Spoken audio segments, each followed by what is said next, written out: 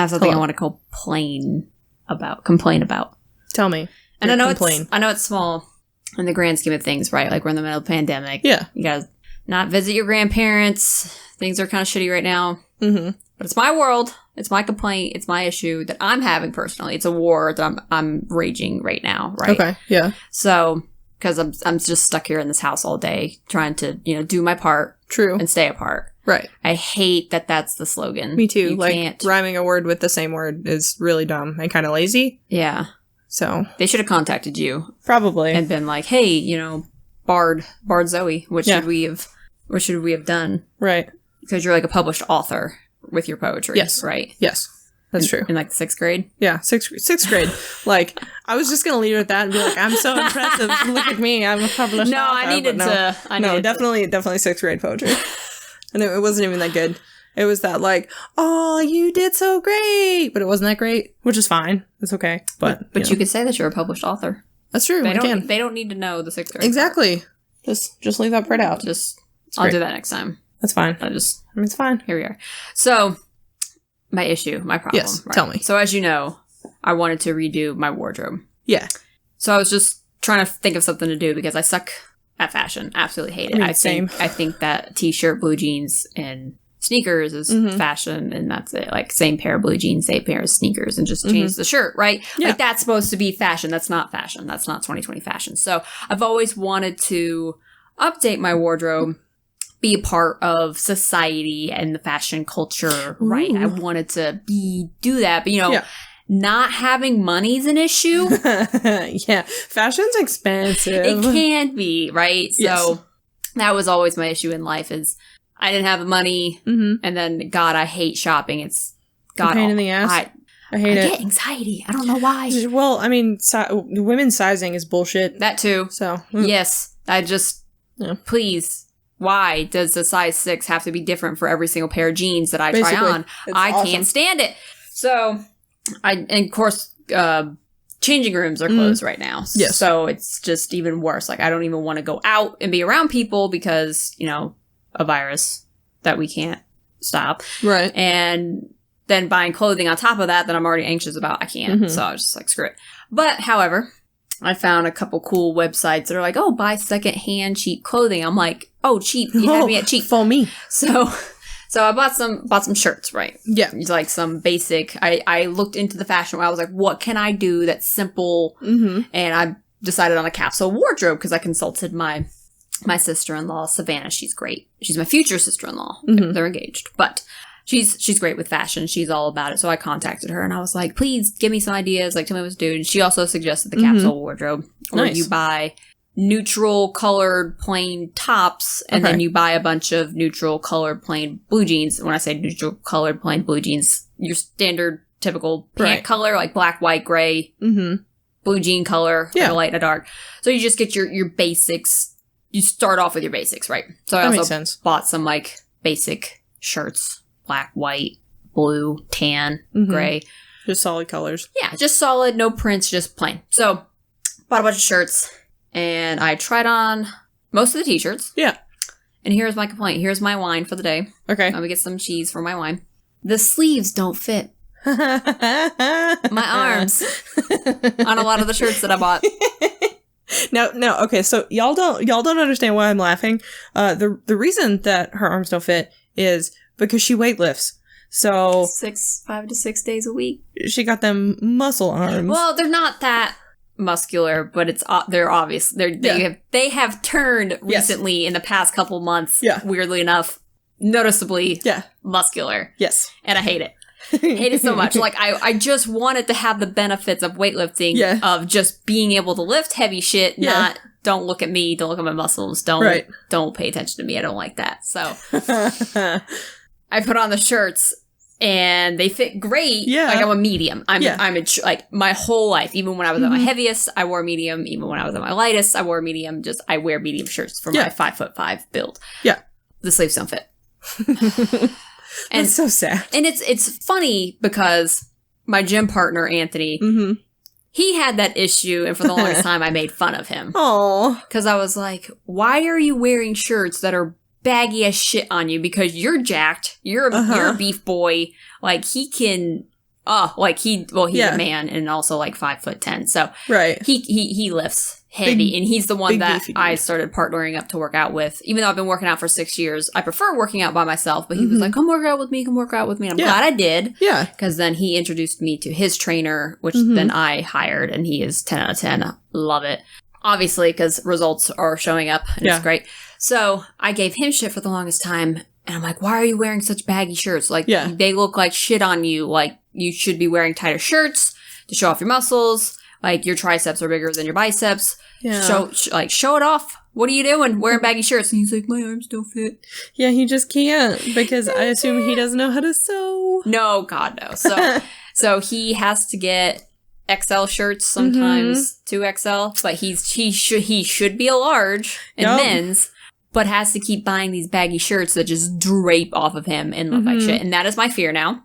That I'm just going to have to buy drapey shirts to fit my arms. No, because there is such a thing as tailoring, so you'll be okay. But I'm lazy. I don't wanna. You lazy weightlifter. Bullshit. Lazy. Bullshit. You say that though, and you would be surprised the number of people who don't clean up after themselves. Okay, yeah, fair. In the gym. Okay, fair. So. See, that's gross. Well, even like just cleaning up the weights, like put your weights away, stack your weights appropriately. The pegs are labeled with what plate weight is supposed to go on there. Oh. Do not put the 5-pound weight on the 45-pound peg. Why is reading words hard? I don't know. Oh, God. It's just, it kills me because every time I go in there, I want to clean, like, I always clean up after myself. Yeah. I'm so paranoid. I will, when I'm moving from one machine to another, I will look and be like, oh, God, did I get everything? Like, did I get my stuff? Did I clean it all up? Because I see all these people come in and they'll move, like, the boxes out, they'll get the mats out, they'll get their weights out. And then I'll see them and they just don't put it away. Don't put it away. What lazy assholes. They'll throw a 45 on the floor to do, like, whatever calf raise, or they want, like, the extended, like, Romanian deadlift, or the extended deadlift, and then they won't put that 45 away. They'll just leave it on the floor. Of course. So. Because that's what you do, right? Lazy weightlifters. Well. Lazy weightlifters. Yes. Are real. Yes. That. So, that's my dilemma. I mean, that's a legitimate concern. So what I have to do now is for the ones that are tight. You don't just get used to it. Like, it'll go, like, no. No, it's just going to get worse. Also it's going to get worse just because I'm still weightlifting. Right. Right. So the feeling of that tightness doesn't go away. And I feel like I woke up one day and it was just like that. Like, it was not a gradual, like, this is getting tighter. Why? It was just like, why? Because I have a shirt that is really nice on these, my Nashville Predators t-shirt that I have. That I bought. Hockey. Yeah. So it's really nice. It's nice and fitting towards my figure. But the sleeves are getting tight. That's so sad because that's a great shirt. Yes, I love that shirt. So it's tight on my arm. So I have to take the sleeves and I have to sit the sleeve in between the tricep, bicep area here and then the shoulder muscle. Yeah. And it's still tight. Well, that's so sad. I know. But I mean, it's so not sad. I mean, like, it's great. It's great. But it's also a little sad because it's like, oh shit, clothing. That's already expensive as it is. Mm-hmm. Yeah. I'm mourning those clothes that you already bought, and it's like, oh, damn. Some of them have, like, thicker sleeves on them, thank God. Yeah. Well, I mean, there's also a seam allowance in clothes.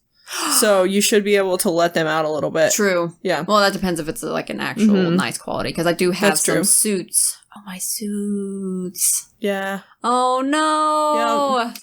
My suits that I spent a lot of money on. Okay, so those could be let out. I know that because I've actually tailored my suits. Yeah, because those definitely always have a seam allowance. Like your t-shirts and stuff, I'm not 100% sure on, but they should have at least a 1/4 inch of seam allowance. Most clothing do. Yeah, I'm going to have to maybe let out my jackets. Yeah. Well, which is funny because I've already altered one of the sleeves. Yeah. And then that was a fiasco on Reddit. That was my favorite thing that's ever happened. I remember that the other night, and I was like, "Oh God!" So let me paint the picture. Please paint it for me. I'll probably start scream cackling. So I'm sorry, everyone, but here we are. I'll paint the picture for everybody. I'll let everybody in. So one of this all ties in together because one of the side effects. I wouldn't necessarily call it a side effect. It's one of the benefits? Things that happens? Oh, no. I don't know. Results. What are the results? What are the results of weightlifting? That's the fucking word. is your veins pop a little more. Yeah. Your veins, you get a little more veiny because obviously you need more oxygen, you need more blood flow. Mm-hmm. So in the past 6 years that I have weightlifted, the veins in my hands have gotten a little bit more predominant. That's true. And they just kind of, just sitting down talking right now, not so much right now, they're not popping out, but like if I'm moving around cooking something, they will pop. Right. They pop very easily. Very true. So I was going to fly across the country and have an interview with a very nice tech company. Thanks, pandemic, I did not get that job. But I wanted to alter one of my suits to fit me better and not look like a bum showing up to this interview. So the suit fit me great everywhere else except for the length of the sleeve. So I watched a YouTube video because I have a sewing machine and all that jazz. So I just watched a YouTube video on how to alter a suit, jacket, sleeve, which it's so easy. Yes. It just takes a minute, but it's easy. So I was like, oh, you know what would be cool? Like taking pictures of this. Like it would be pretty neat to see the before and after, blah, blah, blah. So I take a picture of the before and the sleeve came down to mid-hand, which obviously needs to be shorter than that. But here we are. So hence I cut off an inch of the sleeve. So took a before picture, did the altering. It was really well done, actually. Like it looked really good. It looked great. It actually, like, I don't mean to like pump my own horn, but actually, like, I did it correctly and it turned out nice. Yeah, I was very, very proud. So, before, took 3 hours to alter the one sleeve because I didn't know what I was doing and I wanted to do it right because it's my favorite suit jacket. Mm-hmm. And then I took an after picture. Yes. And then I was like, you know who would appreciate this? You know what demographic would appreciate one suits? Yes. And then tailoring? The lesbians. Perfect. Because, like, you know. It's true. It's myself, a lesbian, and appreciating this, who would also like the same demographic, right? 100%. So I hop on my lesbian subreddit. Yep. I'm like, you know what? These girls would appreciate it. So I'm like, so I'll just share, just whatever, just not even thinking 2 or 2 equals 4 in this situation. Yeah. Oh, so I post the picture of the before and after together. I'm like, oh, my suit wearing lesbians. I know you appreciate this, blah, blah, blah. The post. From like 0 to a fucking 1,000 degrees. I got 1,100 upvotes, which is kind of a lot. Oh, I lost my mind. Oh, and I didn't understand why until I started reading the comments, and all the comments were talking about the veins in my hands. Those veiny hands, and I'm like, what? I don't understand. And so I went back and looked in the picture and I was like, oh, fuck, they are popping. They are popping in my hand. I didn't take it down. I just left it up. I was like, oh, whatever. Just anybody who was like, yeah, but those veins though. And that's all it was. That's all. It was like, there was a couple comments that were like, wow, that suit looks really nice. You did a really good job. And then like the next 14 were like, but those hands though. It was so good. That was my favorite thing that has happened in a very long time. I told all my friends about it because I was like, I've got to just sink my own ship right now. So I told everyone about it, and everyone made fun of me for... Mm-hmm. Oh, for sure. Made fun of me for months. It was great. So... It was a lot of fun. I can't believe that happened. that was a thing. So we'll never again do that. We're not gonna post veiny hand pictures on lesbian subreddits because now we know better. Yep. To do that. We've all learned a valuable lesson here. Yep. Good times. Well, here we are. So, but you want to know what is also a valuable lesson? I do. But you already know? No, I said I do want to know. Oh, you do want to know? Yes, I do want to know. Okay, all right. Tell me. Brain.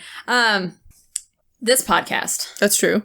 It's full of valuable lessons. It's going to be fire today. That's the valuable lesson that we need to know today. I'm going to see if I can make you cry. That's my plan. I already cried my research. Perfect. So I'm probably going to cry again telling you my topic. To cry twice. And then you're going to tell me about yours, and it's going to be awful. Yeah. It's going to be great.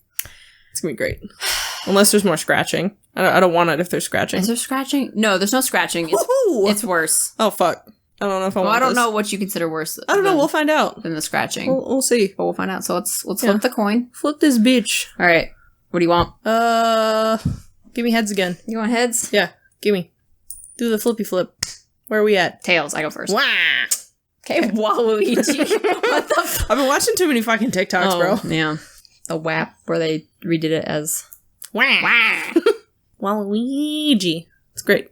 It's going to be fantastic. I'm so excited. So, my topic that I picked, and I feel bad. Oh. about not knowing this place. Okay. I picked this topic, right? Yeah. Because we have a list. Yes. And I was like, a lighthouse?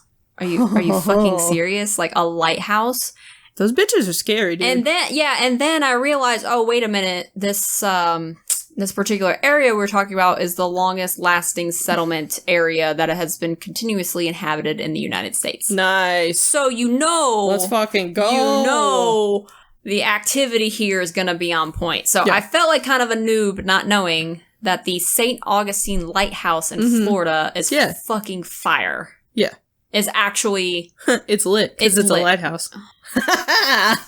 Got him. Why? You're welcome. Why? So, that is the topic. That's my topic for today, is the St. Augustine Lighthouse. And it is. It's actually very popular. They have tours there. You can go there today and pay for a tour to go there. A lot of very popular shows have gone there. Mm-hmm. That makes sense. A lot of big head honcho ghost investigators have gone there because of how active this place is. Which is reasonable, because if it's big spooky, you want to get that stuff. Yes. So big spooks, like there's usually anybody who goes into the lighthouse, you're going to experience something by the time you walk up to the top and come back out. Yeah, it's... All right. So that's why I'm saying I feel like a noob that I didn't know this. Okay. Because of how fire this place is. So now I know. I know a lot. I know more than I wanted to know when I started. Perfect. Because I almost threw up watching something on YouTube. Oh, hell yeah. Can we watch it later? I'll show you later. Yes. And I'll tell you when I get to the talking of the spooky parts. Perfect. But this is going to be a rough ride. The history's not too bad. It's just the actual experiences. Yeah, because this is, I know the last two episodes we just talked about, people saw this or people said they experienced this. Right. This place actually documents Oh, hell yeah, it does. The people who go through the tours and what happens. Hell yeah. They didn't do all of them, but they got like some pretty good, decent ones and wrote it in their website. So most of the stuff I did pull from their website, the St. Augustine Lighthouse has their own website. Dope. So there's that. So most of this I pulled from there and the experiences. So let's get into it. So the location of the lighthouse is on the Atlantic coast of Florida. If you don't know where St. Augustine is, I didn't know. Me so I had to look it up. So if you were looking at a map of Florida, the Atlantic side, it is about 40 to 50 miles south of Jacksonville. Okay. And then it's kind of in the middle between Jacksonville and Daytona Beach. Okay, cool. So it's kind of a little bit there, a little bit more towards Jacksonville, but on that, it's right on the coast. Obviously, it's a lighthouse. Right. It's on the coast. Yes. So it's a big, I wrote in my notes, it's a cute little black and white lighthouse, but that picture was skewed. It's actually a very large lighthouse. Oh. It's 165 feet. Damn. Tall. Yes, it's a huge. That's a big boy. It's a huge lighthouse. So it's black and white. It's good looking. So the island that this lighthouse is on is called Anastasia Island. Mm-hmm. Specifically that island, but it's still in St. Augustine. As I said before, St. Augustine is the longest settlement in the U.S. It's now obviously a city.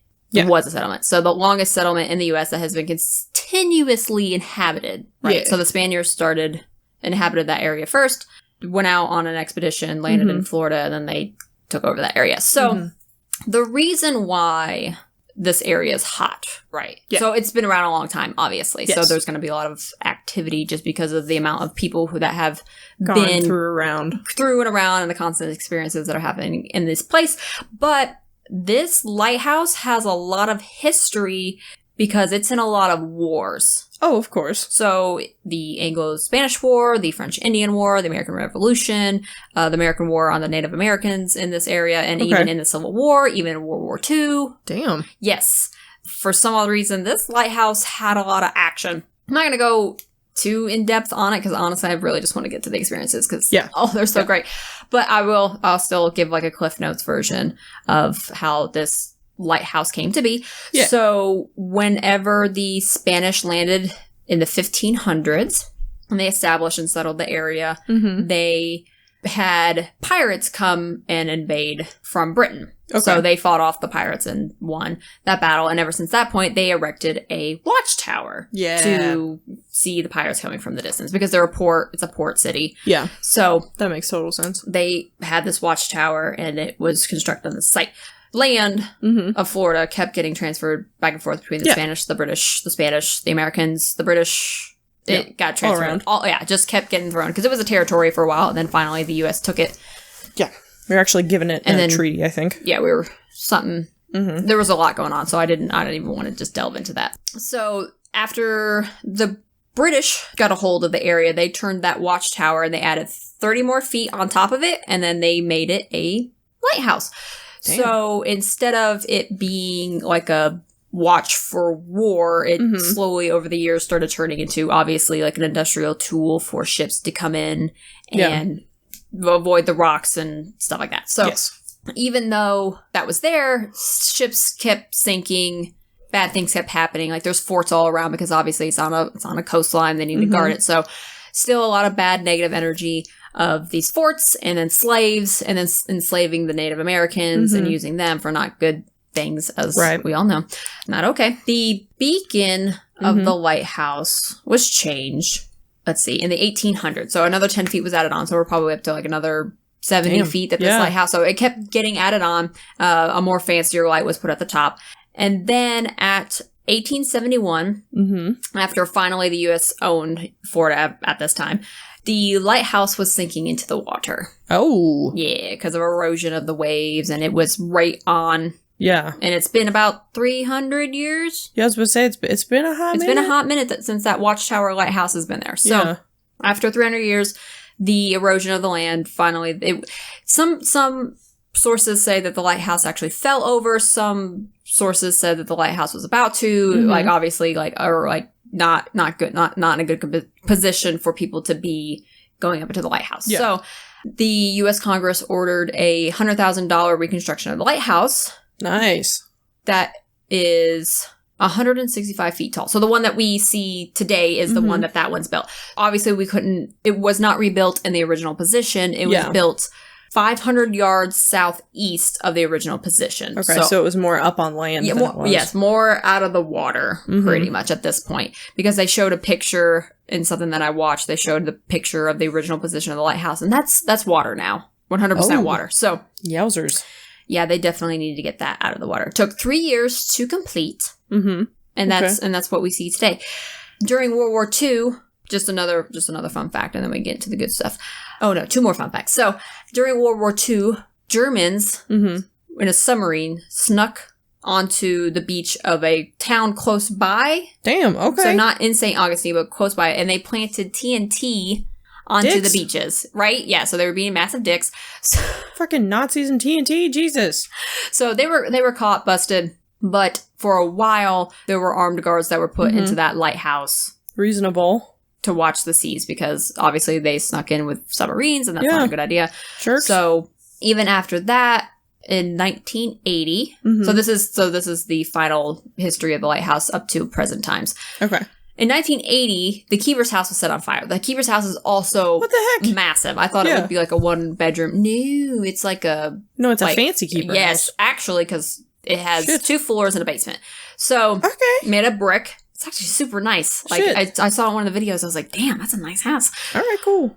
The house caught on fire from the inside. Okay. So, because it was brick, the brick outside stayed. But all the innards burned. The first and the second floor was lost, and the basement stayed. Okay. That's important. Yeah. The government was just going to count it as a loss and just say...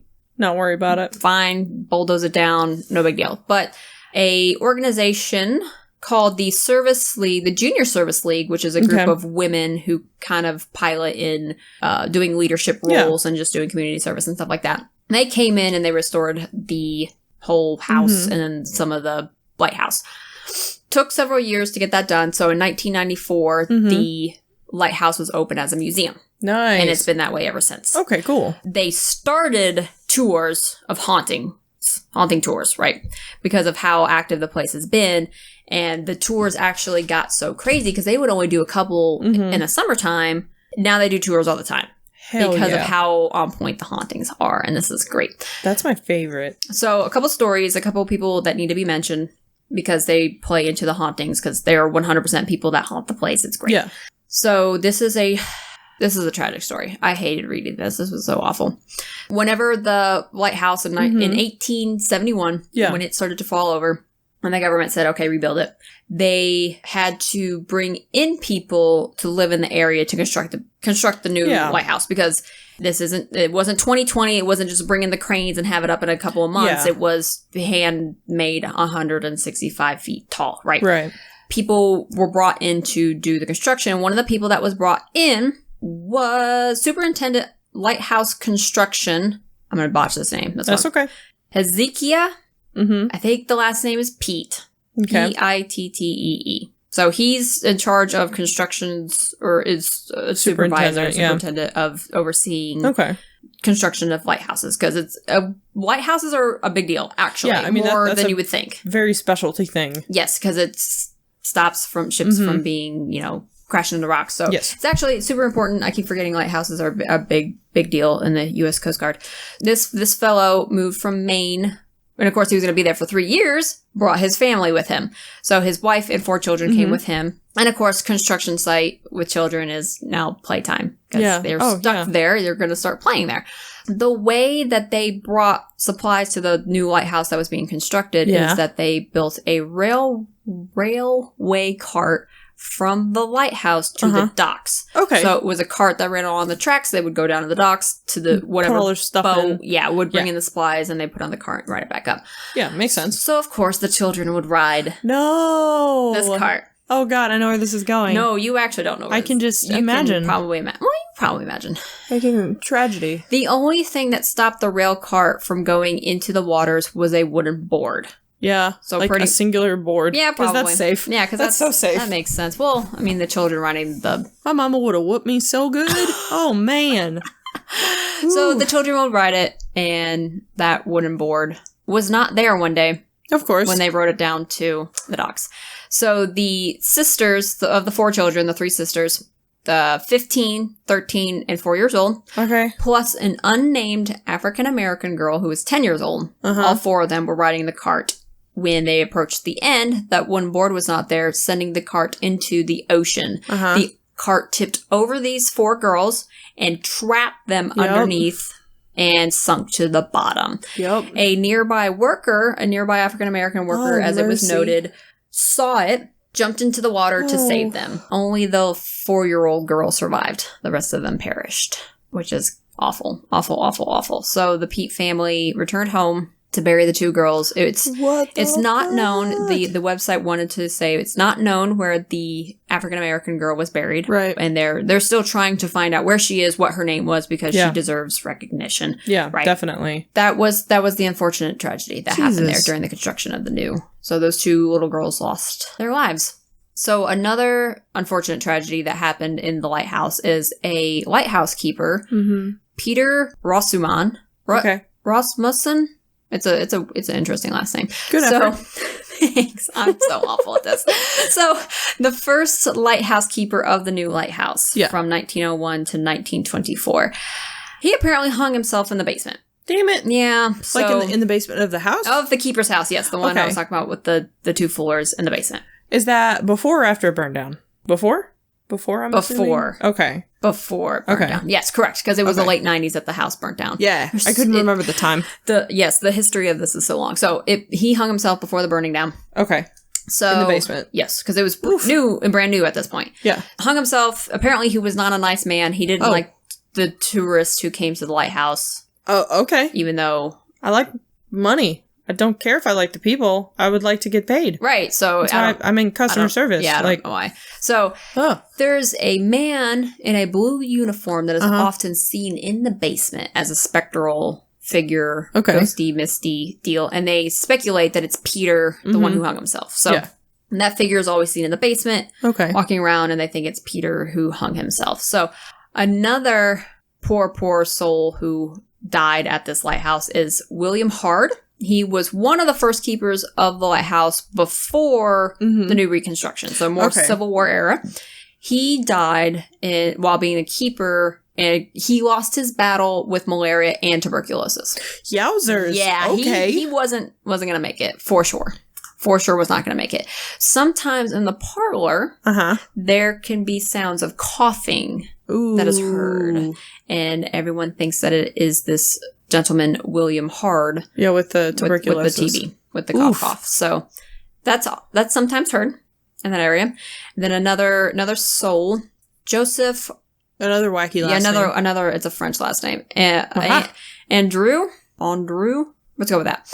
He was a keeper, one of the original keepers of the original lighthouse. So we're not built new yet. So in December of 1859, he fell from the lighthouse. So it was 70 feet tall at that time. Like from the top? Yeah, from the top. He was at the top washing the windows. So he was the keeper, so he had to keep the windows clean so the light could shine through at maximum potential. Bro, I could never be a fucking lighthouse keeper because I'm not going to clean windows at 150 feet or 70 feet or whatever the fuck. No. Well, apparently he was leaning up against the railing and it gave way. And that's worse. Fell. The obituary is terrible. I giggled, but it's terrible. It explained all the things that he hit on the way down. What? Which was a lot. What? He hit like a roof, fell off the roof and hit a stone wall, and then he hit the pavement. Why would you include that in the obituary? Apparently it's crazy times in 1859. Well, I mean, to be fair, people would watch public hangings in the 1850s, so yeah, that makes sense. It was a pretty awful. So poor fellow. There's a shadowy figure, even at the new one. So this was old, he fell off. So at the new one, there's a shadowy figure that is seen at the top of the lighthouse, and it is speculated that is Joseph. Right. Now, after Joseph has died, his wife, Maria, took his place as the keeper of the lighthouse. Oh, wow. That's very progressive for the 1850s. Yeah, and she was Hispanic. Whoa. Yeah, so she was the first Get it, girl. woman to be in charge of a lighthouse, and it was super cool. So they go, Maria. That's the thing. No, that's fucking cool, man. Nothing bad happened to her. Hell yeah. She passed away. But sometimes it's often seen she is at the top of the lighthouse in a white gown, notably with her hair down. Right. So it is speculated she and Joseph are seen sometimes at the top of the lighthouse. Well, maybe they're like, their souls reunited and they're like happily together watching the lighthouse for all eternity. Like something like that could be cute. Oh, that's right? Nice. Well, when you put it like that. That's really sweet. Yeah. I can do that. Like, I'm down for that. I hope. Me too. I hope it's a good thing and not like a bad thing. Okay. All right, so get more into the spooky stuff. Oh, God. The last keeper of the new lighthouse in the 1950s. His name is James Pippin. I can pronounce that last name. Yep. Go me. So he heard footsteps in the upstairs bedroom when he was on the first floor. So like the whole second floor. I shouldn't say the upstairs bedroom. The whole second floor because it's a big building. Yeah. It freaked him out so bad that he refused to stay in that keeper's house any longer. Fair. He ended up moving out into like a smaller building just slightly farther down the way and just said, it's haunted. I'm not staying another night there. Okay. So he was the last keeper to stay there. After that, in the 1960s, the lamp was fully automated. So at that point, they did a whole like redoing of lighthouses so they didn't have to keep somebody on hand. Have to have a keeper. Yeah, so like it ran electricity and gears and automated turning on and off. So they got rid of the keepers there. So they rented out the keeper's house in the 1960s. Oh, okay. A local man proclaims, as he was renting the place, said that he was awoken in the middle of the night to a small girl standing by his bed. He said when he blinked, she disappeared. I don't like that. Yeah, I know. How about now? So it's one of the Pete girls. Well, they are seen so often around there. It's insane. Well, I mean, I can imagine so because they died playing. So they're probably still doing that. Oh, yeah. Someone got to play with them as ghosts. And that's coming up. So that gentleman stayed in the keeper's house before it was burnt down. Yeah. So even during the 70s and 80s reconstruction of the keeper's house, the Junior Service League and the construction workers reported all kinds of things that they didn't understand. Lord. So none of the incidents were explicitly said, but it was just a constant WTF, what's going on. So mainly in the basement, that was untouched by the fire. Yeah, I was about to say that's like original, which makes sense. Yes. So the basement is also definitely, the basement and the actual lighthouse itself are definitely two hot places going on. More present time experiences that happen. So a staff worker who was working, obviously, the lighthouse, was closing down the lighthouse after a tour, getting things shut down for the evening, and he was at the bottom of the lighthouse and heard giggling from the top. Right.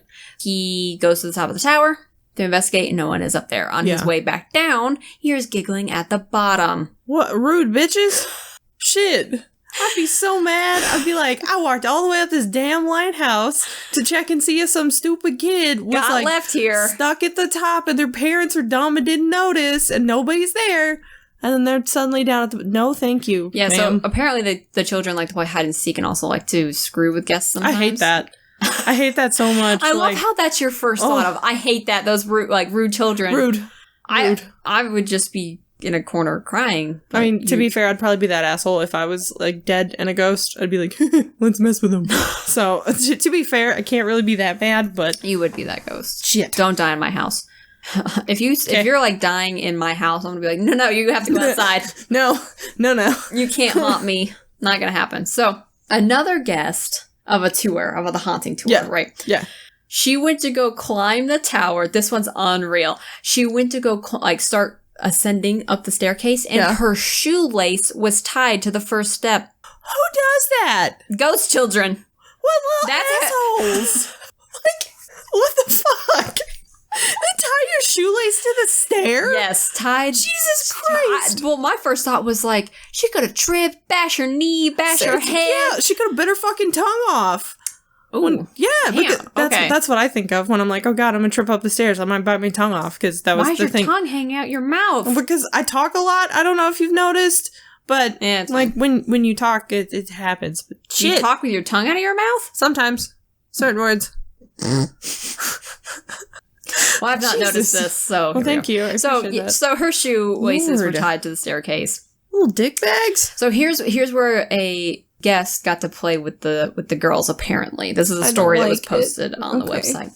So when you go to the tour at this lighthouse, they will rent you electromagnetic field meters.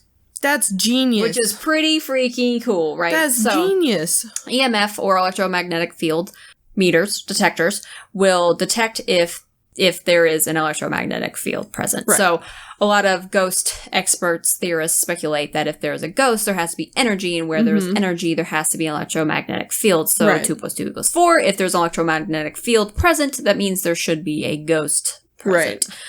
It's not been proven. Right. But still, it's pretty good. Pretty good speculation. So this girl rents one, and she openly asks the girls, do you want to play hide and seek?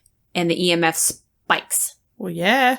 So she walks throughout the basement trying to play hide and seek. And when she gets underneath the staircase, the meter spikes. She found the girls, right? So she asks again, do you want to play hide and seek? To which the meter spikes again. Okay. So she starts walking around the basement again, as if looking for the girls, or like in this case, the EMF spike where there's supposed to be energy, right, i.e. the girls. So she walks around until she ends up at the children's play table, and the EMF spikes. Mm-hmm. She went to go play again, but when other guests entered the room, that activity stopped. Okay. Well, I mean, one person... when you're like a kid and like one person is like, hey, do you want to play? It's like, oh, okay, that's fine. But like 14 come in, you're like, no, I'm good. We're done. I'm fine. Out. So that makes sense. Yeah, I mean, that makes sense. But that's kind of cool. That was cool. And then everything hereafter sucks. This is where I started to get really... Okay, well, when we go to a haunted place, we're going to play the flashlight game. What the And I really want to play the flashlight game. I'm sorry. What is the flashlight game? Bro, okay. Right, time out. What? Yes. Okay. So the flashlight game is you get like a big ass flashlight, like a mag light, right? Okay. And you unscrew it just enough to where the light flicks off, but the lightest amount of pressure will turn it on, right? And then you sit it down and you're like, okay, let's play the flashlight game. And then like you tell the ghost, hey, so like if you touch that, it's going to light up. Can you light it up for me? And then ghost will like tap it and it'll fucking light up. That's my favorite. I fucking hate that. That shit is, I am down for that all day long. No. Because it's something physical that you can see, and I'm like, ooh, it's great. Nah. Yeah, we're going to play the flashlight game. No, we're not. Okay. It's going to happen. All right, we'll talk about it. So, coming back to St. Augustine Lighthouse. Ooh, a English major at a local university who wrote about his experiences going through the lighthouse. Okay. Had a lot of stuff happen to him because he kept going on the tours over and over and over again. Oh, yeah, they get used to you. Hell yeah, they're going to fuck with you. Yes. So he proclaims that he saw a shadowy figure in the tower, which is a common thing to happen, is a shadow figure in the lighthouse. Okay. This gentleman from the uni said that he saw a hand coming through the tower door. Don't like that. Yep, yeet the whole fucking tower into the ocean at that point. Why did we even rebuild it? Then furniture was moving around. He proclaims that he saw furniture moving around. That takes a lot of energy. I don't like that. I don't like that either. Too much energy. If I can't move furniture, a ghost definitely should not be able to do that. Yeah, no. Said when he was in the basement, had a few arm hairs plucked off of his arm. So that would be the girls in the basement. That's the most random thing. Yeah, he said got arm hairs plucked off, ripped out. What the heck? Yeah. That's I would imagine rude. children would do that because whenever I see a dude that's real hairy, I want to pull arm hair. Why do you have this? Okay. Rip. And also, he was walking during a tour one time. Yeah. And had his ankle grabbed. Nope. That one would send me into a panic. It didn't send him into a panic, but he said it was just funny because it looked like he tripped over air, but he was freaking out because something grabbed his ankle. Yeah, no. I'm good. So the arm hair thing, I'd be like, oh, that's mean. But somebody touches my ankle, nah, fam, we done. I mean, let's not forget about the shoelaces being tied. Yeah, see that? Anything that impedes my ability to run the fuck away. No. Ghost hunters went there. Of course they did. TAPS, the Atlantic Paranormal... Transatlantic Paranormal Society? I think? Yeah. I think so. Something like that. The Roto-Rooters during the day? I like those dudes. Yes. I like them. They went there. Yes. Those boys. They went there twice. Hell yeah. This is the part that made me want to vomit. Okay. I love it. So, I'll tell the first two, then the last one's So, and their first investigation is that they set up these little motion sensors that if you come anywhere near the antenna, it turns a light on and it makes a little buzz noise. Yeah. So, since the tower is 165 feet tall, they divided up into 3 portions, put a little sensor at the bottom, sensor in the middle, sensor at the top. As the giggling was, at the top and the bottom, every time they would go up, the one below would go off. And then when they would go down, the one below, one up top would go off. So every time they moved around, it was in a different spot. They were just going off. Hell yeah. The whole time they were there. Okay, that's cool. So that was really cool. Nothing else really happened after that. A different pair of ghost hunters in the same group, but just another 2 people, went to the top of the door upstairs, at the very top. Yeah. And when they were doing an investigation near the door, because apparently the door opens sometimes, and there's a padlock and a sensor on the door, and the sensor doesn't go off, and the padlock is open, and the door gets open. So they're doing a little investigation near the door. Yeah. And a cabinet-esh looking piece of furniture that is up near the top, the door got ripped open and slammed. Okay, cool. So when they're sitting there looking at the door, there's this loud slamming noise, and they turn around, the cabinet door is open. The manager person who's in charge of the place said that door is super hard to open. Oh, I hate it. So the fact that it just opened sucked. I hate that. So the second time they came back, one of the investigators, I think what I saw was what they actually caught on camera. Okay. I could not watch anymore because I was like, nope, I'm gonna... He said he saw this, and then they showed a clip of it. Right. And it looked like something that they caught from their cameras. Yeah. It was a shadowy figure. Okay. That reaches out, and you can see it. No.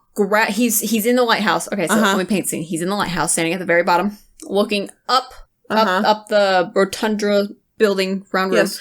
The staircase spirals around on the outside, so he's looking up through the center of the staircase. Yes. And a shadowy figure at the top reaches out, grabs the railing, and then leans out and looks down over back at him. Holy shit. And then disappears. What the fuck? Okay, yeah, I need to see that. That's cool. On camera. That's the coolest thing I've ever heard. I want to see that. And I saw it, and it was in the intro of the video clip, and I said, no, and I turned it off because I got really sick, and then my eyes started to water, and my hairs were standing up so bad. Oh, I can imagine. So if you want to go see that, all I did was I typed in St. Augustine Lighthouse on YouTube, and it's under A&E. A&E hosted that for a little bit. So A&E is the name of the network. Yeah. On YouTube, and then you can look up Ghost Hunters second time back. It's like a 46-minute long video. So those are all published out there. So if you would like to go back and see that, I do. I'll show you later. Yes. But for listeners, if they want to go back and see that, what I saw, this is gonna be fucking great. Time. So apparently that being captured on camera is like a huge popular thing now with the lighthouses. Everyone refers back to that issue, that instance that I'm going to call it an issue. That's a fucking issue. I don't want to see that. Fact that exists. So I think you introduced me to them. BuzzFeed Unsolved with Shane and Ryan. I fucking love those dudes. God, that's such a good show. Oh, hell yeah. Shane's a dick. I love him. Ghost dude exists. So, for those of you who don't know, he's my favorite. BuzzFeed does a little video episode. Series. Yeah. Series. They do a series where they have two people, Shane and Ryan, where Shane is the non-believer and Ryan is the believer. Yeah. So, it's basically like Ryan being like, it's a ghost. And then Shane's just like, that's the fucking wind. What are you talking about? Stop being a baby. It's not even scary. What's wrong with you? It's great. So they went there and they did a mini investigation. Nice. So I'm going to watch that too. Basically, Ryan caught a whistling sound in the basement talking to Peter, trying to get Peter to do that. So that was a whistling sound. And of course, Shane was like, it's just the wind. Right. And then when they went to the parlor where where William, that guy, where he died from the tuberculosis and the coughing could be heard, they caught what sounded like a cough. Nope. On the camera. See, that one scares me a little more than the whistling for some reason, because I can't explain a cough in my brain like I can explain a whistle. Yeah, like the wind blowing, but then the cough. Shane tries, and it's just Don't try so hard. So then they did solo investigations where Shane went in, and he's like, this is stupid, nothing happened, and then he left. And then when Ryan went in, he almost had a panic attack because he has a spirit box. Yeah. So he turned his on, and it was full on responding to him. Nope. Talking to him. His was interesting, though, because it only comes out as a deep male voice. Okay. So when he was like, who is here with us, it said Eliza. Oh. Which is one of the girls that was killed in the little supply car accident. So when he asked who's here and it said Eliza, he was like, I'm going to freak out. He's like, I'm going to have a panic attack. He's like, I can't do this. So we actually started engaging with him, and he was like, how did you die? And one of the responses was, I fell off a chimney. So chimney, lighthouse, that doesn't make sense, but it basically, like, one of the guys fell off. Yeah. Joseph fell off, fell off a chimney. The guy hit the roof and then fell off. Oh, he could have hit the chimney. Right, so they don't know. It never said in the obituary whether he hit a chimney, it just said he hit a roof. So unless there was a chimney on that roof, I don't know. I imagine they would be, because it's not like they had central heat and air at the time. So. Oh, you're right. Mm-hmm. Oh, you're right. So that was that. So he actually started to panic and was running out. And as he was running down the staircase, it asked, why are you leaving? Because I'm a little bitch. And Ryan was like, to be fair, because you're freaking me out. Adios. And he just runs out of the lighthouse. Okay, fair. He had that experience. Okay. Yeah. To be fair, like, I talk a big game, but I guarantee if something like that happened to me, I'd be like, I think I want to go home and lay down for a very long time. The shadowy figure one really got me. Like, you see it, like, you see the motion of it. Like, you see something reach out and grab I hate that. the railing, and then it looks down like it's making eye contact. I have goosebumps. Yeah. My eyes are watering. Like I hate that so much. So now you know of St. Augustine Lighthouse. Okay. We're not going there. I wanna. No. Please. Maybe. We'll talk about it. Okay. I hate it. You say that every time you don't want to go somewhere with me. We'll talk about it. Can you tell? Can you tell I don't want to go? Yeah. Yeah, I can tell pretty intensely you don't want to go. That one's fair. That one's rough. I mean, like the ghost looking at you, or like the shadow figure, like, yeah, that's, I don't know about it. And even with the shadow figure, they put the lighthouse owners put like information stuff on the wall, and so they have a cutout of a man on the wall on like different parts of the lighthouse floor. That's weird. And it's stupid. And every time Ryan kept walking up, like those like silhouette cutouts on the wall kept scaring him. I mean, to be fair, they'd probably scare me too in pitch darkness. Yeah. But this one leaning over the railing was moving. It was not stationary. It was. Don't like that either. Yeah, I'll show you that video. I'm excited to look at it, but also kind of scared. But you want to know what I'm excited about? Yeah. To hear about your topic. Yes. Okay. So. Tell me. Here we are. Tell me. My first episode was in California, right? Well, we are returning to California.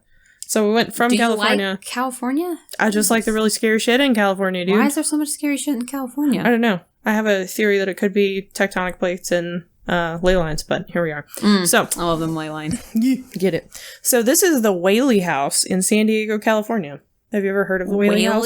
Whaley. Like, Whaley. Whaley. Is that somebody's last name? Yes. Okay, thank God it's not like a ghost wailing. Like, there's so much wailing here. We're going to call it the old Whaley House. It's called the Whaling House. Oh, Lord. All right, so this house is actually known as the most haunted house in the U.S. As such, it has, of course, been visited by almost every paranormal TV show on air. And I feel like such a scrub, because it's like, how do we not know about this? And we just love paranormal so much. It is what it is. It is what it is. But we're learning today, so tell me more. This is one of my favorite paranormal stories. Just, I really enjoy it. So I'm going to hate it. Probably. Yeah. So we're going to go through a very long line of history. So just bear with me. It's going to be a minute. Okay. So our story starts with a gentleman named Thomas Whaley. He was born in New York on October 5th, 1823. Why is he in New York? This is just where he was born. And then he ends up... Why are all the people you talk about in the freaking New England moving to California? Okay, go ahead. Because most people were born in New England, especially if they had money, so... That's fair. Yeah, so... Okay. He was born in New York and decided to move to San Diego on the 1st of January, 1949, due to the California gold rush. So that gold rush. Right. So he moved there. He, of course, did not find any gold because he was kind of on the tail end of the gold rush at that point. Yeah. So he was able to start several business ventures. So he was pretty successful and was able to establish his own store on Montgomery Street in San Francisco. Ooh. So he went from San Diego to San Francisco. I don't know what distance that is, but... I don't know. Like where... I didn't even honestly look into it, but he likes to bounce around between the sands. So the sand. Okay. So here we are. In San Francisco, he built a 2-story home for himself. Okay. He then moved from there back to San Diego in May of 1851. He needs to make up his mind. It's ridiculous. So he moved there on the advice of a friend, Louis Franklin, because his business and his home were burnt to the ground due to arson set fires. So Louis Franklin was like getting set on fire. Okay. So his buddy Louis Franklin was like, "Come on, man! Like, come down here, start a business with me. It'll be great." So they go into another business venture. So this is business number 2. Yes. Okay. Then he starts business number 3, 4, and 5 with get it prospectively. Okay. Not all of them were successful. Oh, okay. Then never mind. So it was like some were really good, and some were not.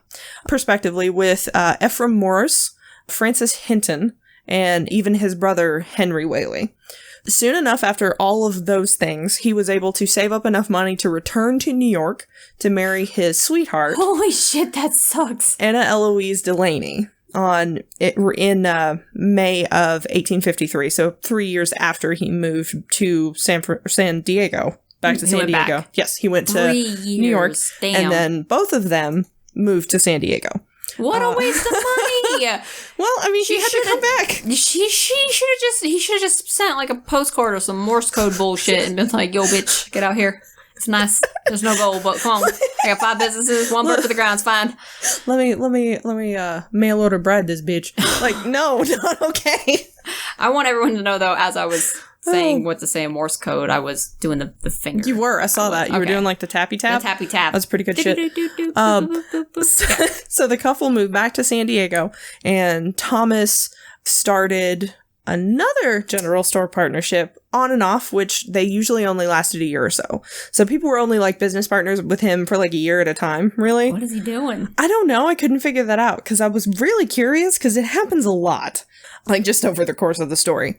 So then in September of 1855, he purchases a property slightly outside of the San Diego, like, city plaza, and built a single-story granary that would hold between 300,000 and 400,000 pounds of grain. Damn. At a time. Manufactured out of bricks from his brickyard. Then, next to that granary, he and his wife and their family, a 2-story Greek Revival style brick home in 1857. It took him 2 years to build it. Oof. And it was the, quote, finest new brick block in Southern California by the San Diego Herald. Wow. What a fancy man. Yeah. Okay. Fun fact, it was actually the first all brick structure in California. That's pretty cool. Ooh, fancy. Ooh. Yeah, and he bougied this house up. So it was full of mahogany and rosewood furniture, damask drapes, Brussels carpets, like real expensive shit, right? Okay. Getting flashy. I mean, we're in California, so better. Yeah, I mean, it makes sense. Yeah. So then in August of 1857, soon after completion of the home, Thomas established his general store in the house and took cash customers only out of his living room.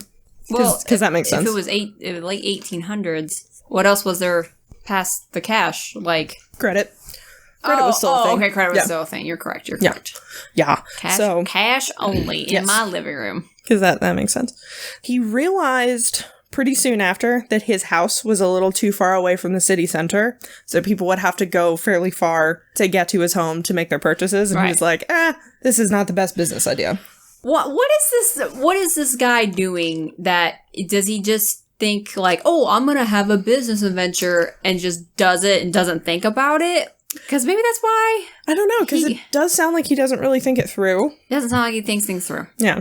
I don't like him. Okay, go ahead. Fair.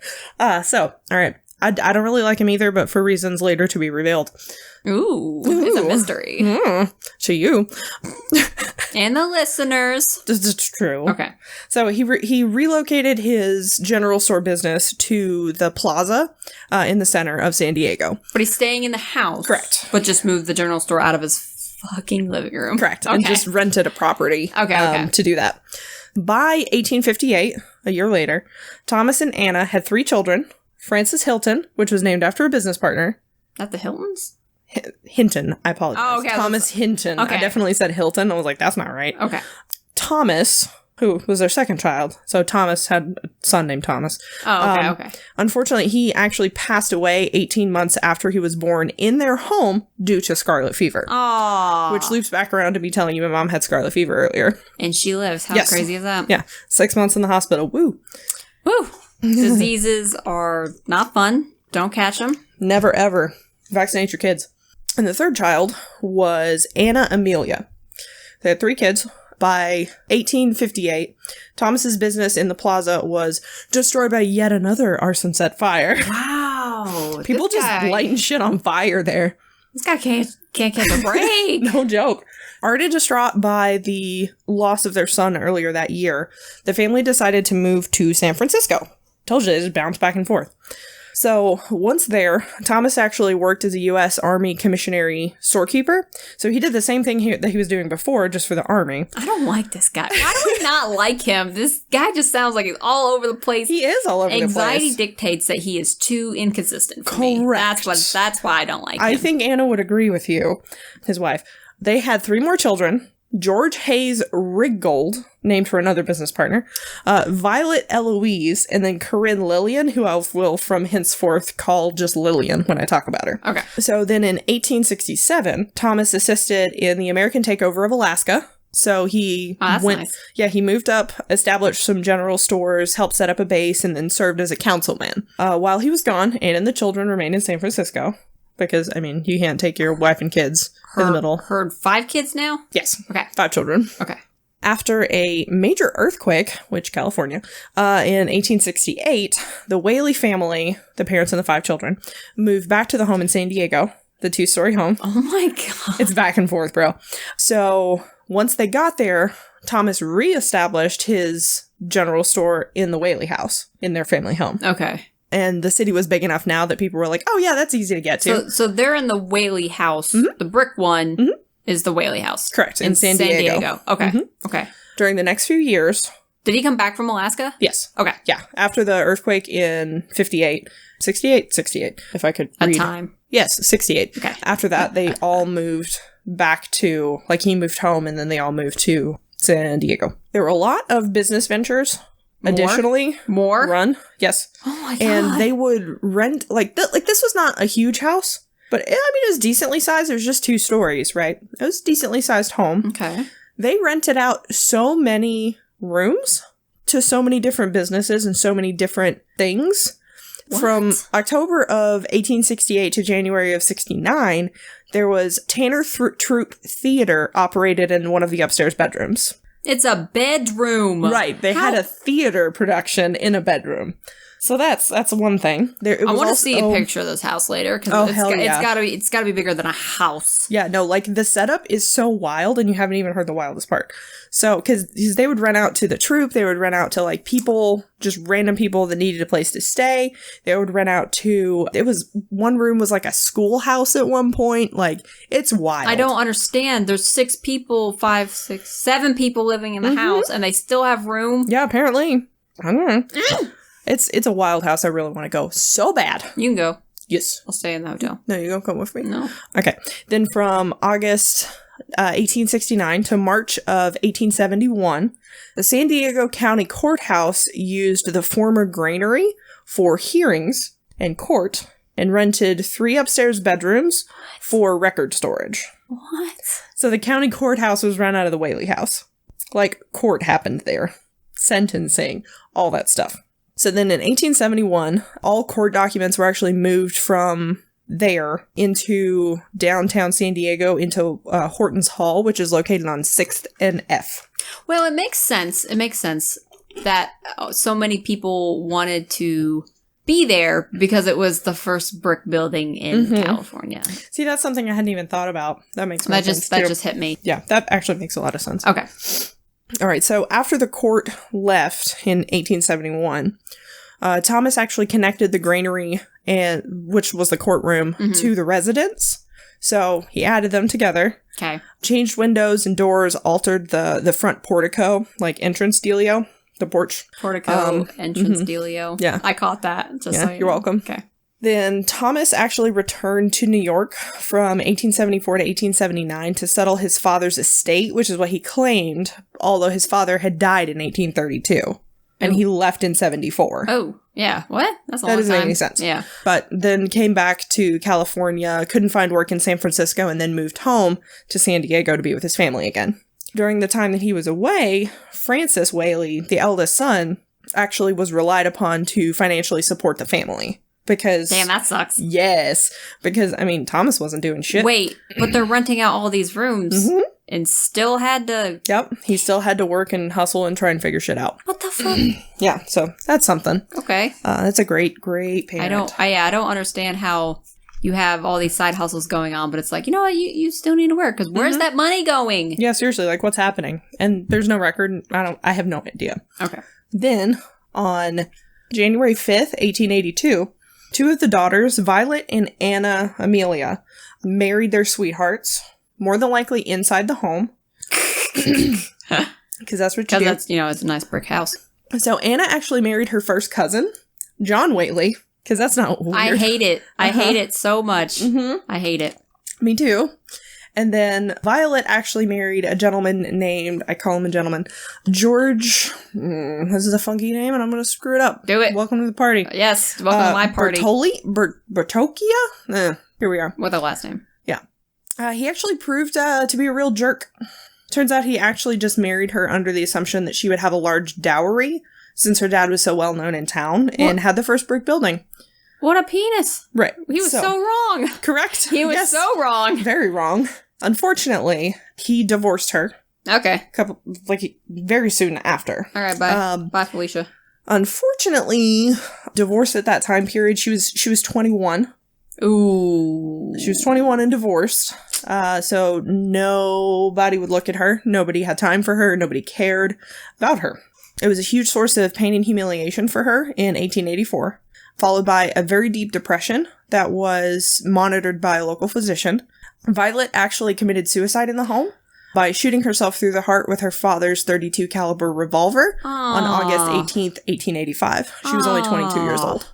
She left a note. What did it say? Mad from life's history, swift to death's mystery, glad to be hurled anywhere out of this world. Which is actually plagiarized from... Oh, Edgar Allan Poe. I was about to say, because that's some mad poetry. Uh-huh. That was like, even though it's a suicide note. Yeah, I mean, it was plagiarized from Edgar Allan Poe. Like, yeah. But I mean, it was a suicide note. You're not going to, cite your source. It's not going to matter. No. But here we are. But I figured with, your suicide note, it would be, all original, I mean, that's correct. Slam, bam, thank you, You're ma'am. damn right. I'd probably say that, actually. Yeah. Just like that. I can't rhyme, so I'm not going to spit something off the top. That's okay. I appreciate your effort, regardless. So, following the loss of that child, Thomas built a single-story home for the family Built another house? Yes. With what money? I don't know. With what money? Wherever he got the money. In San Diego, trying to capitalize on the boom in that area. And had businesses in and out of that home with several other business partners as normal. He actually retired from business as a whole in 1888 due to his health failing him. Thank God. Not his health failing him, but thank God he retired from businesses. And he actually died in the new home on December 14th, 1890. Okay. That is, count it, 3 Whaleys? 3, 4? Yeah, yes. two children and the father. Mm-hmm. Anna Whaley, 4th child, died in 1905, shortly after her father, because that was just a few years, 15 years, I guess? Not shortly, 15 years? I don't know why I wrote that. Mm. And then Frances actually, the house was, the Whaley House, as we know it in San Diego, was abandoned during that time period. Ooh. So it kind of fell into disrepair. Okay. So Frances moved the remaining family members back into the original brick home in 1909 and started to restore it. Okay.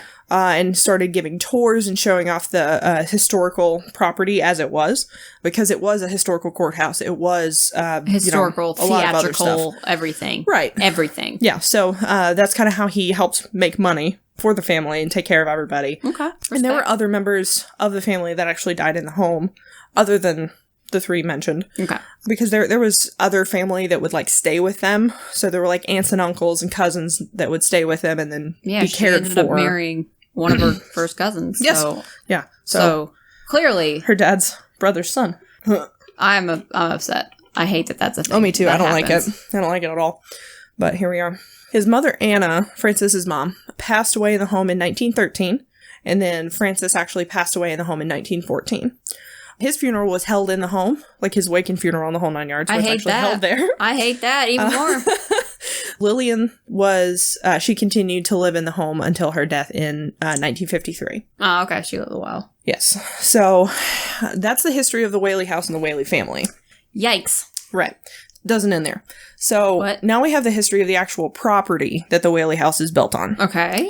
We're going to start off with a gentleman named James Robinson. His alias was Yankee Jim. So Yankee Jim would wander around mining camps looking for an opportunity to pounce on unsuspecting miners who were in out-of-the-way places. And do what? Murder and steal all their stuff. That's nice. Yes. Classic. 100%. He would steal all their gold. 1850. He would steal their stuff. What time frame are we talking here? We're talking 1820s? 40s. Okay. 30s, 40s, something like that. Okay. And he was a big dude. He was notably very large. He was 6'3". Oh, that's not even, fucking giant for that time. That's not fair. Yeah. Of course he could just murder people. He's big. Yes. Okay. And he was real muscly and just scary dude. So he was actually eventually caught trying to steal a boat from some dudes. Okay. And he didn't kill the dudes. Oh, so that's his first mistake. So he was actually caught and convicted of grand larceny of the boat. Oh, how big? Oh, that's right. Okay. I don't know how big the boat was, but I read the article from the time period. Must have been a big boat if it was grand. Boat. Okay. He was sentenced to prison until the following Saturday, when he would be hung by the neck until dead. Yikes. Yes. Yikes. So, Yankee Jim didn't actually believe that they would hang him. He thought that, they're just going to say it's not a big deal. I'm not worried about it. Even though, the Catholic priest showed up and were, reading him his last rites and, praying for him and, the whole, going through the whole shebang. All of it. Yeah. He wasn't too, he thought that they were just going to sentence him to hard labor. They would change their mind because he's a big, beefy dude. It's not a big deal for him if he did that. He would make it through. It'd be fun. Following Saturday, they walked him out to the gallows that they'd built on a plot of land, which is, it was the area that, all public executions were on. Okay. As the noose was secured around his neck, he gave his little farewell speech, and he told the people gathered, because of course public hanging, right. Everybody shows up, everybody from town and the surrounding area, they're like, oh, here's my popcorn. Good old get-together. Public hangings. It's great. So, he told all the people gathered that he was a good man. He'd given piles of gold to help poor men. And that was why he was such a good man. And went through it he after... murdered people. Correct. Yes, he did. And he didn't give gold to nobody. He's not nice. He's a liar. Okay.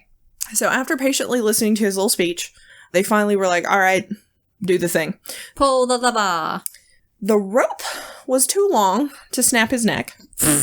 So he hung there. It's not an exact time, but somewhere between 15 and 45 minutes before he strangled to death. Oh, that's awful. Mm-hmm. A reporter at the scene stated, quote, "He swung there like a pendulum until he finally died." Oh, that's awful. Mm-hmm. That's the greatest thing. And then a year later, in 1855, the property was purchased and a home was built on the property by someone that attended Yankee Jim's execution. That man was none other than Thomas Whaley. It turns out watching someone strangling to death, that's fine. Makes you want to buy a property. Mm-hmm. Yeah, it's fine. I'll buy the public execution land. Don't worry about it. There was, I hate it. A quote I came across that I wasn't able to get who said it, but it was in the 1800s.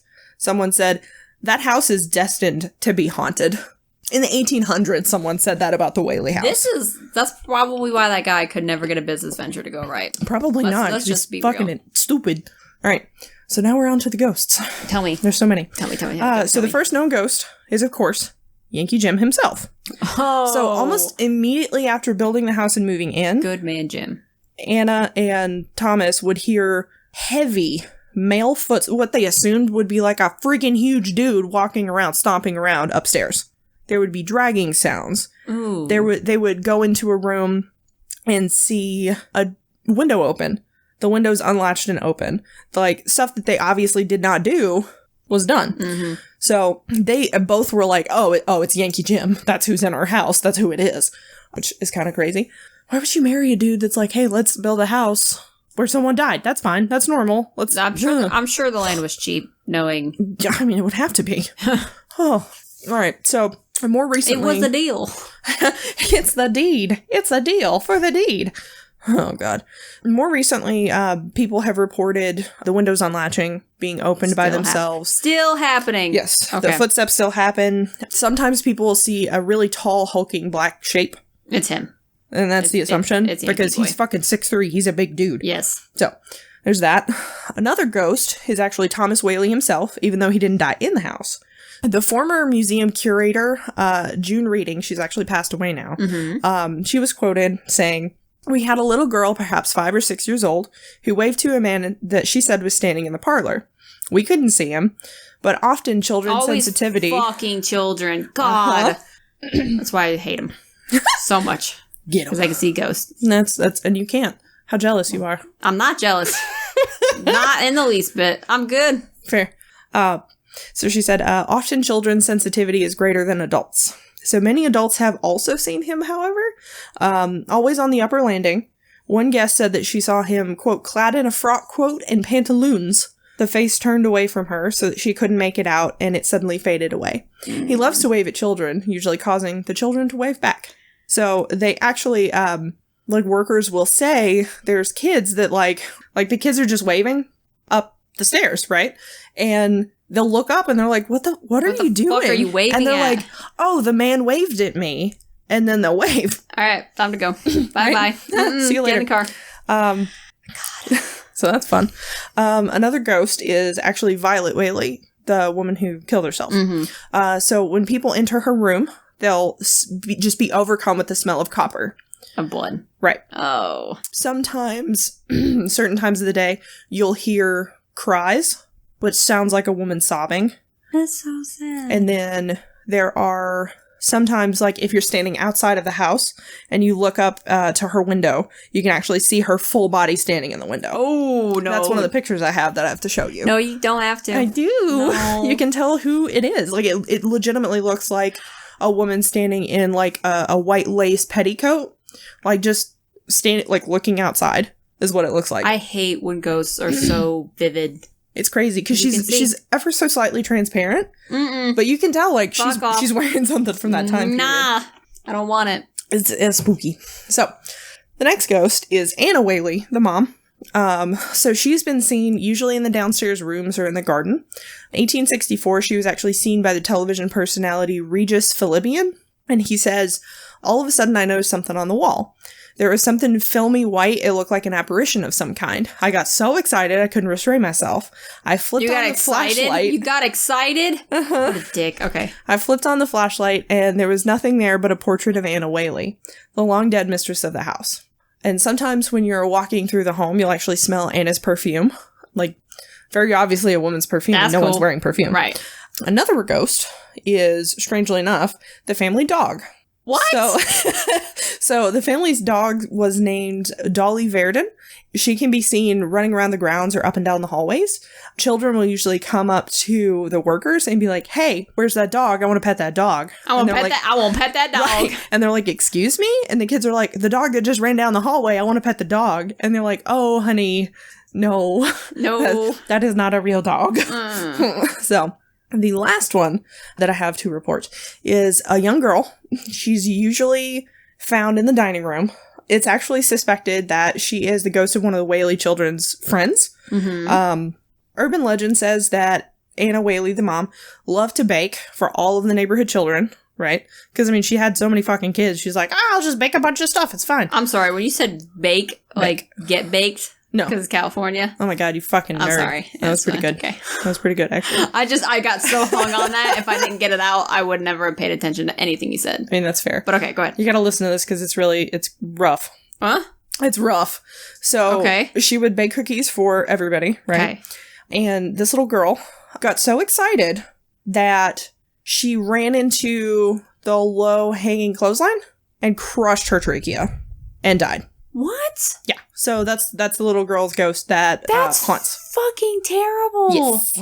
So there's that. How thick was the clothesline that it crushed your trachea? I don't know, but she got so excited and was running so fast. I mean, I don't blame her, but damn. Mm-hmm. I mean, that would be me if I died from a clothesline. It would be because I was trying to get to some food.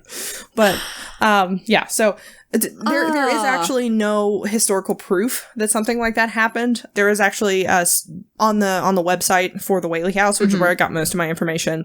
They have her named, but she has there's no historical record of any girl by that name dying anywhere near there. Yeah. So it could, I don't know, could just be a rumor to make things spooky. It could just be a little demon. I don't know. Because demons show up as little girls. No demons. No demons. But that's the Whaley's house. Sage it out. Okay. A lot of people get touched and hear voices and smell things, and it's a freaking show all the time. That's a lot of ghosts, especially the whole family's haunting the place. Yes. There's the Whaley house. That's the Whaley house. So there's no wailing. No. It's just... I mean, unless you hear Violet crying. Oh my gosh. Yeah. I hate it. Yeah, it's really sad because Georgie, what's-his-face, only used her for money and found out she didn't have any money and then dumped her like a dick. You know, he could have hustled. Oh, yeah, but no, he's too lazy. He could have done his own thing. What a wiener. Big wiener. Hate it. Well, okay. It's another one in the books. Another one. Episode 3 in the books. Beautiful. Love it. This was actually a lot of fun. I got spooked. Yes, this was definitely spook. I hated mine. I hated yours. It was great. I had a good time. Don't like it. I had a really good time. Why did I sign up for this? I don't know, but I love it. So if our listeners love it so much, you can head over to our website at www.haunther.ibarelyknowher.com. If you want to support us, keep doing what we're doing. Mm-hmm. I like this. I do too. This is great. Even though I say I hate it. Yeah. I like it. It's okay. You can support us on Patreon at patreon.com/haunther.ibarelyknowher. Yep. And you can also follow us on Twitter. Yes. We have a Twitter established and going now. So our handle is at HHIBKH podcast. Mm-hmm. So the acronym Haunt Her, I Barely Know Her podcast. So you can follow us there. We always post if we got stuff going on. That's true. Wherever we're posting at. If we got new episodes coming up, if there's any updates, we're definitely always going to be posting there. But that's it. That's great. Love it. Beautiful. Stay tuned for our next episode. Yeah, we'll see y'all next week. Haunt her. I barely know her.